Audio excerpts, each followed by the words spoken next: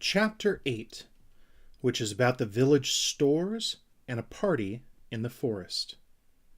The whole of the next day they traveled through the wood, straight towards Moomin Valley, and Snufkin went in front, playing his mouth organ to keep their spirits up. At about 5 o'clock in the afternoon, they came to a little path which had a big notice beside it, with an arrow saying, "Dancing tonight, this way, village stores." "Oh, I want to dance! Couldn't we dance?" cried the Snork Maiden, clapping her paws.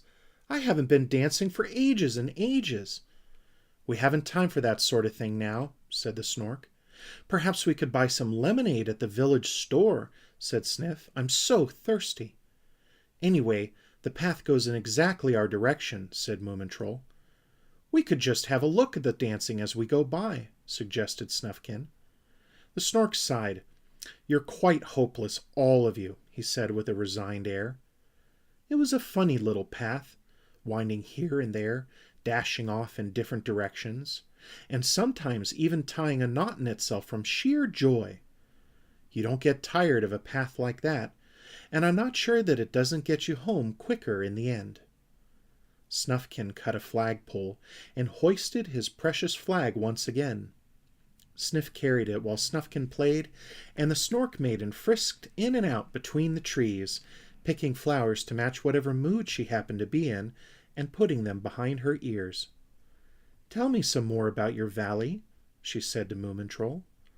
"It's the most wonderful valley in the world," he answered. "There are blue trees with pears growing on them, and chatterfinches sing from morning till night, and there are plenty of silver poplars, which are wonderful for climbing. I thought of building a house for myself in one of them. Then at night the moon is reflected in the river, which tinkles over the rocks with a sound like broken glass. And Papa has built a bridge that is wide enough for a wheelbarrow." "Must you be so poetic?" said Sniff. "When we were in the valley you only talked about how wonderful other places were." "That was different," said Moomintroll. "But it's true," said Snufkin. "We're all like that. You must go on a long journey before you can really find out how wonderful home is." "Where's your home, then?" asked the Snork Maiden. "Nowhere," said Snufkin, a little sadly. "Or everywhere. It depends on how you look at it." "Haven't you got a mother?" asked Moomintroll, looking very sorry for him. "I don't know," said Snufkin. "They tell me I was found in a basket." "Like Moses," said Sniff. "I like the story about Moses," said the Snork, "but I think his mother could have found a better way of saving him, don't you? The crocodiles might have eaten him up." "They nearly ate us up," said Sniff. "Moses' mother could have hidden him in a box with air holes," said the Snork Maiden. "That would have kept the crocodiles out." "Once we tried to make a diving helmet with an air tube," said Sniff, "but we can never get it really watertight. Once, when Moomintroll was diving, he swallowed some water and nearly choked. It was funny." "Oh!" exclaimed the Snork Maiden in horror. "I think it must have been awful." As they were wandering along and talking like this, they suddenly came in sight of the village stores. Sniff gave a shout and waved the flag over his head, and they all hurried excitedly up the path. It was a really good village stores. The garden had all the flowers you can think of planted in neat rows, and the house was white with grass growing on the roof. In front was a kind of sundial, but instead of telling the time, it held a big silver ball like a looking glass, and in this the house and garden were reflected. There were signs and posters for soap, and toothpaste and chewing gum, and under the window grew huge yellow and green pumpkins. Moomintroll went up the steps and opened the door, which set a little bell tinkling over his head. They trooped in one after another, all except the Snork Maiden, who stayed out in the garden admiring herself in the silver ball.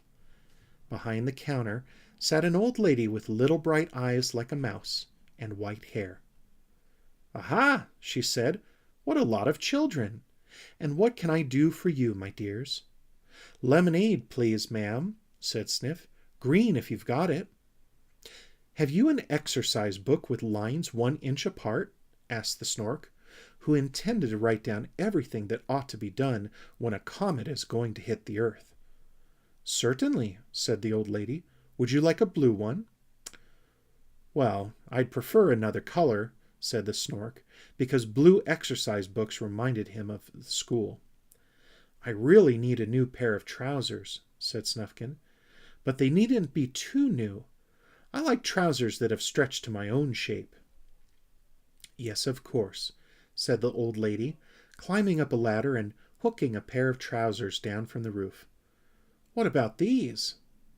But they are so horribly new and clean, said Snufkin sadly. Haven't you got something older? The old lady thought for a time.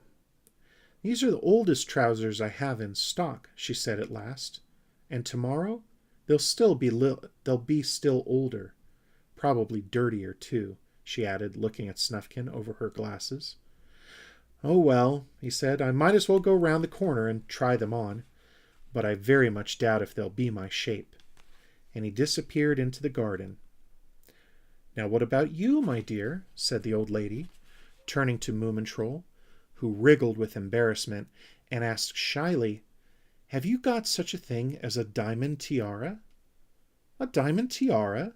The old lady asked in surprise. What are you going to do with that? He wants to give it to the Snork Maiden, of course, squeaked Sniff, who was sitting on the floor drinking green lemonade through a straw. He's been quite dotty since he met that girl.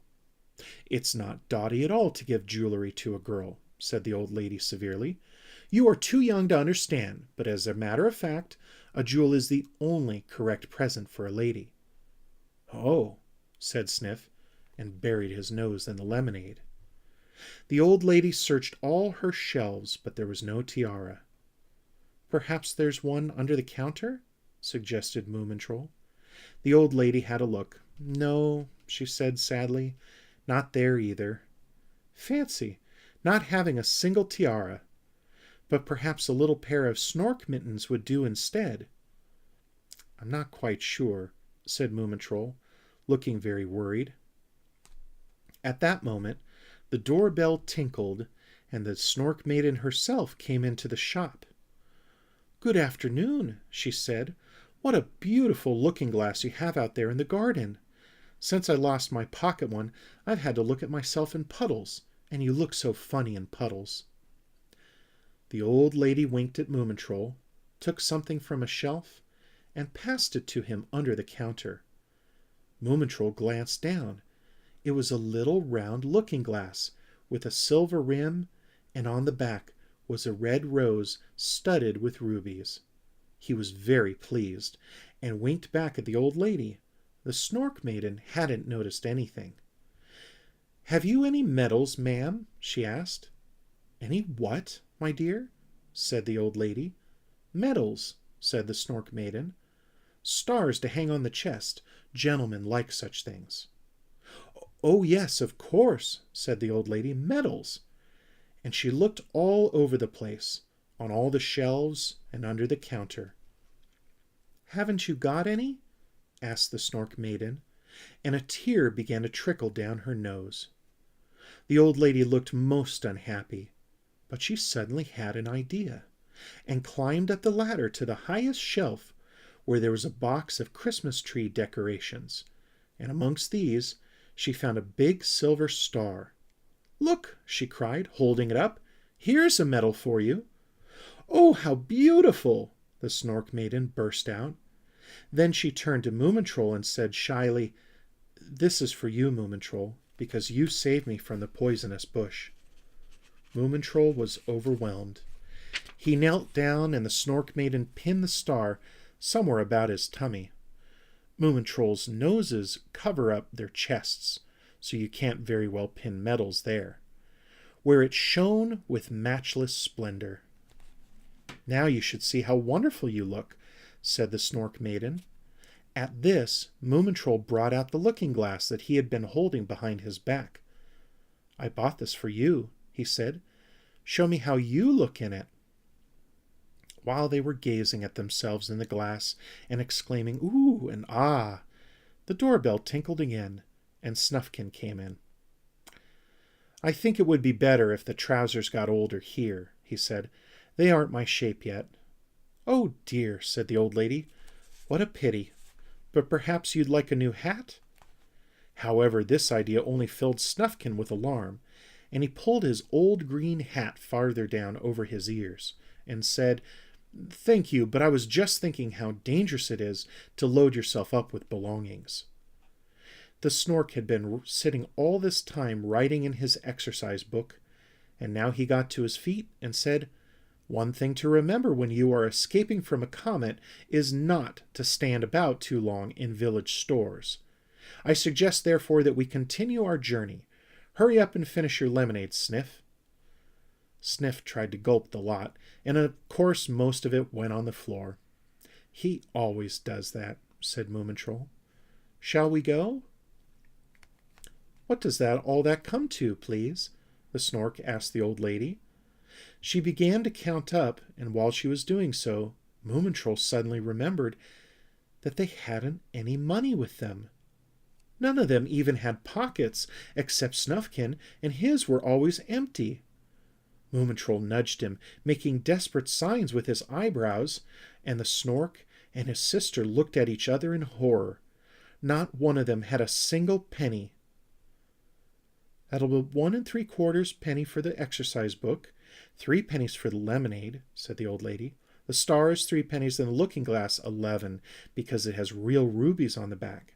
That'll be £1 8 3/4 penny altogether." Nobody said anything.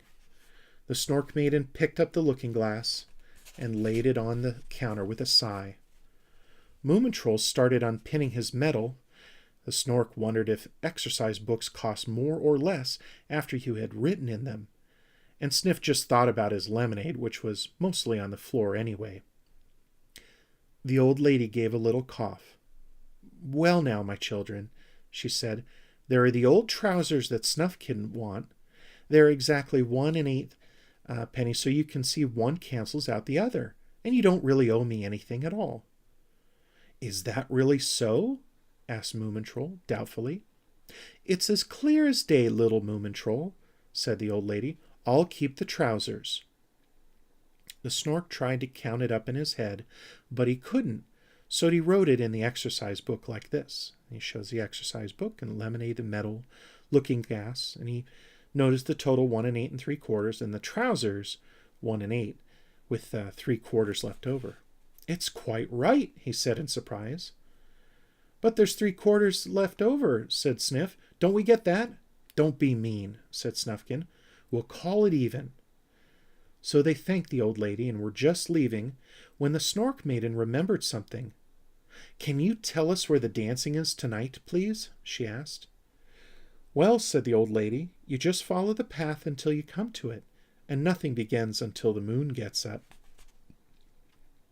They had left the village store some way behind when Moomintroll stopped and put his hand to his head. "The comet!" he exclaimed.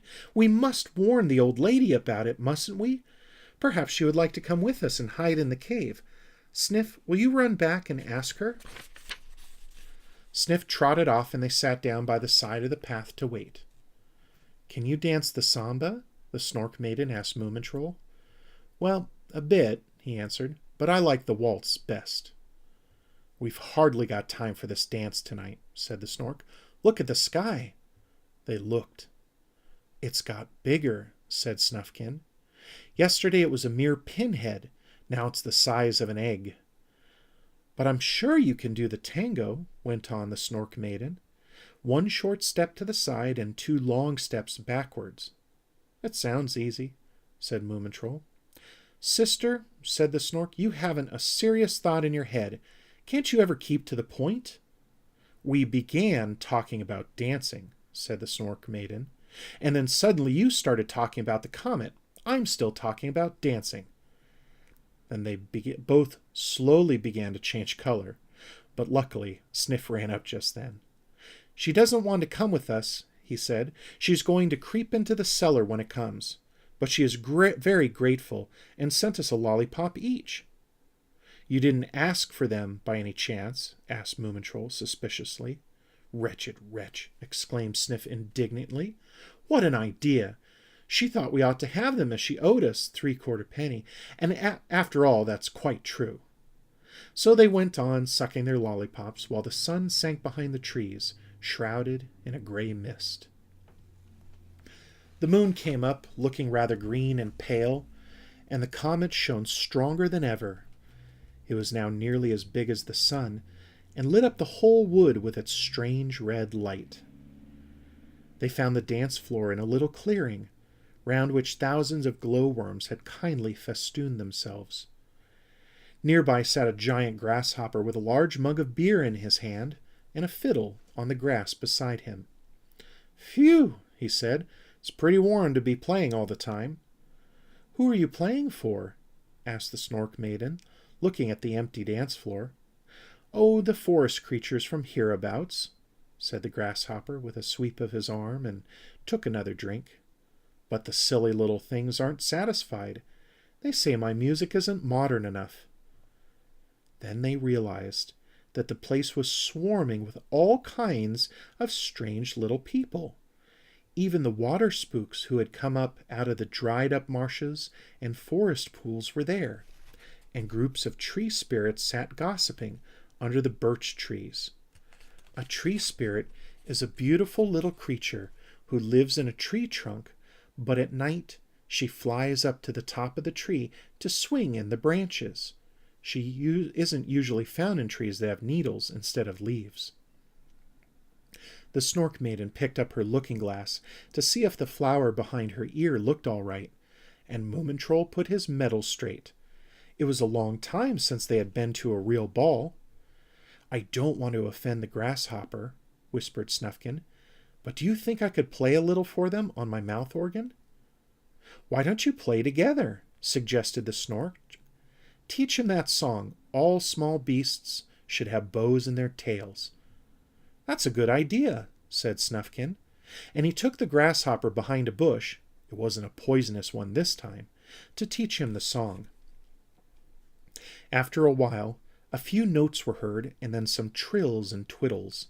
All the small creatures stopped chattering and went down to the clearing to listen. "That sounds modern," they said. "You can dance to that." "Oh, Mamma!" exclaimed one very small creature, pointing at Moomintroll's star. "There's a general!" Whereupon they all gathered round the travellers with cries of astonishment and admiration.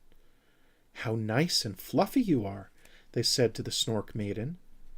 And the tree spirits looked at themselves in the looking-glass with rubies on the back, and the water spooks put their wet autographs in the Snork's exercise book. Then there were sounds from behind the bush, and out came Snufkin and the grasshopper, playing with all their might. There was a dreadful muddle at first, while they all tried to sort each other out, but at last everybody found the person he wanted to dance with, and they started off. The Snork Maiden taught Moomintroll how to dance the samba, which isn't at all easy if you have very short legs. The Snork danced with an elderly and a respectable inhabitant of the marshes, who had seaweed in her hair, and Sniff twirled around with the smallest of the small creatures. Even the midges danced, and every possible kind of creeping thing came out of the forest to have a look. And nobody gave a thought to the comet that was rushing towards them, lighting up the black night with its fierce glow. At about 12 o'clock, a huge barrel of palm wine was rolled out, and everybody got a little birch bark mug to drink out of. Then the glowworms rolled themselves together into a ball in the middle of the glade, and everybody sat around drinking wine and eating sandwiches, which had also been provided. "Now we should tell a story," said Sniff, turning to the smallest of the small creatures. "Do you know one, little creep?" "Oh, no, really," whispered the little creep, who was terribly shy. "Oh, no, well, really, perhaps." "Well, out with it then," said Sniff. "There was a wood rat called Poot," said the little creep, looking shyly between her paws. "Well, what happened then?" prompted Sniff. "The story's finished now," said the little creep, and burrowed into the moss in confusion. They all roared with laughter, and those who had tails beat them on the ground in appreciation. Then Moomintroll asked Snufkin for a song. "We'll take the Higgledy-Piggledy song," he said. "But that's so sad," protested the Snork Maiden. "Well, let's have it anyway," said Moomintroll, "because it's such a good whistling song." So Snufkin played, and everybody joined in with the refrain. "Higgly-piggly, path is so wiggly. Time is past 4. Almost dead beat on tired little feet. No friendly door." The Snork Maiden leaned her head on Moomintroll's shoulder. "It's just what has happened to us," she sobbed. "Here we are, almost dead beat on tired little feet, and we shall never get home." "Yes, we shall," said Moomintroll. "Don't cry. And when we get there, Mamma will have dinner ready, and she'll take us in her arms, and think what fun it will be to tell them all about what has happened to us." "And I shall have a pearl ankle ring," said the Snork Maiden, drying her tears. "And what about a pearl tie pin for you?" "Yes," said Moomintroll, "that would be nice, but then I hardly ever wear a tie." The Snork Maiden couldn't think of an answer to this, so they stopped talking and listened to Snufkin, who was still playing his mouth organ. He played one song after another, until gradually all the little animals and water spooks faded back into the woods. The tree spirits crept into their trees, and the Snork Maiden went to sleep with her looking-glass in her paw. At last the songs were ended, and it was quite still in the glade. The glowworms went out one by one, and very slowly the night crept towards morning. And that's the end of Chapter 8 of Comet in Moominland.